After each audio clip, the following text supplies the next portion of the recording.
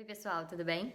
Hoje eu tô fazendo esse vídeo a respeito dessa fala, que é um bocado comum ainda, e que compara o psicólogo ao coach, ao cartomante, ao padre, ao conselheiro, enfim, uma série de outras profissões ou funções, não é, sociais, são práticas totalmente distintas e baseadas em ideias totalmente distintas. Eu não vou falar das outras, eu vou falar da psicologia e no que ela se diferencia. Primeiro assim, uma observação, ok, um psicólogo pode ser coach, um psicólogo pode até se colocar num papel de conselheiro, mas aí não como psicólogo, talvez informalmente, não é?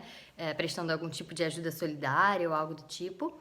Um psicólogo até poderia ser um padre, poderia, eu poderia ser astrólogo, poderia, mas isso já não entra na prática da psicologia, né? A psicologia precisa ser laica, ou seja, precisa respeitar todas as formas de religião e não entrar em conhecimentos com esse cunho, não é? Durante, pelo menos, a prática profissional da psicologia, a gente precisa ter esse cuidado, que é um cuidado ético. O psicólogo fez uma formação de 5 anos, em que ele estudou, no caso nós estudamos, uma série de conhecimentos de diferentes campos, tanto do campo mais neurofisiológico, então nós temos aí estudos em psicopatologia, estudos em neuroanatomia, também os estudos no campo social, antropológico, leituras, discussões, debates sociológicos, filosóficos, culturais, históricos, as interferências artísticas também, estéticas, tanto no sentido de um cuidado de si,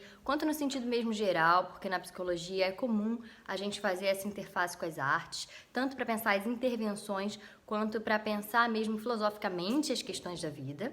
E temos também as técnicas, né? Os conhecimentos mais objetivos aí, algumas coisas que a gente vai aprimorando, especialmente ao longo da vida profissional, né? A partir de experiências empíricas, a partir de outros cursos, enfim. Então nós temos uma formação bem ampla, com o pé na ciência, com o pé na sociedade. Por isso a psicologia então fica aí numa linha entre uma ciência humana e uma ciência biológica, ainda que seja categorizada como uma ciência humana.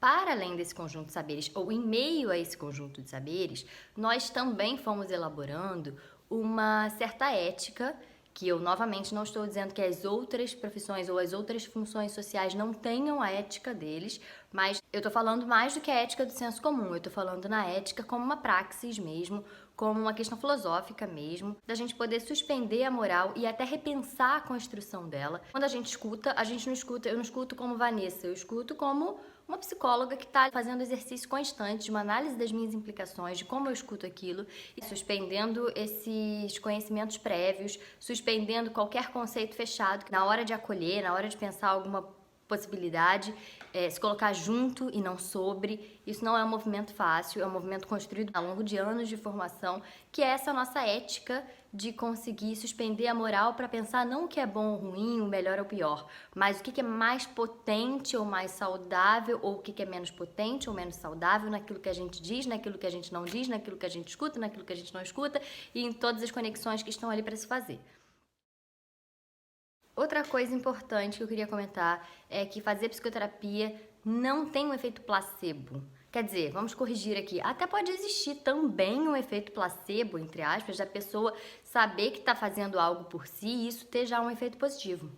Ok, eu concordo que isso seja uma realidade, como qualquer outra coisa, mas a terapia não é isso. É muito mais do que isso de fato, porque um terapeuta não está ali para aconselhar ou para dar uma orientação direta ou para fingir ou para disfarçar alguma coisa. O terapeuta está ali para efetivamente acompanhar realidades, para pensar junto com o cliente. Um apoio, um suporte e mais até do que isso, a criação de possibilidades para aquela vida. Fora, né, nas situações em que a gente realmente tem que fazer algumas intervenções um pouco mais diretas, por exemplo, para tratar algum tipo de crise de maior ou menor gravidade, a gente até tem uma intervenção um pouco mais objetiva, em que os efeitos são também muito visíveis, através aí de algumas técnicas que podem ser corporais, artísticas, ou de ordem de pensamento mesmo, mas enfim, um conjunto também de saberes aí que mais uma vez a gente recorre a eles a inspirar outras aberturas, outros caminhos, outros percursos na vida daquele cliente.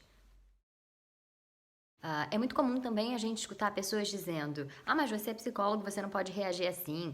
Ah, mas como assim você é psicólogo e pensou isso? Ou você tá fazendo uma coisa diferente da que você ensina. Isso é até uma ilusão aí que eu quero quebrar logo de vez entre muitos de vocês, de que o psicólogo tem a vida perfeita ou tem o conhecimento para uma vida perfeita. Isso não existe. Aliás, ninguém que venda essa ideia deve ser levado tão a sério. Até para fechar aqui esse vídeo com esse adendo, mesmo essas falas, né, que colocam na perspectiva do psicólogo um lugar de super saber, um lugar de não erro, elas são falas perigosas, elas são falas erradas, além de ainda assim também mostrarem o desconhecimento na prática da psicologia, também são muito equivocadas. Então é basicamente isso que eu queria falar nesse vídeo, para tentar esclarecer aí talvez de uma vez por todas para quem assistir o cuidado, a necessidade de parar de reproduzir essas falas que não fazem sentido, para a gente também poder falar sobre aquilo que a gente sabe de um modo mais coerente. Tá bem, pessoal? Beijinho para vocês. Tchau, tchau.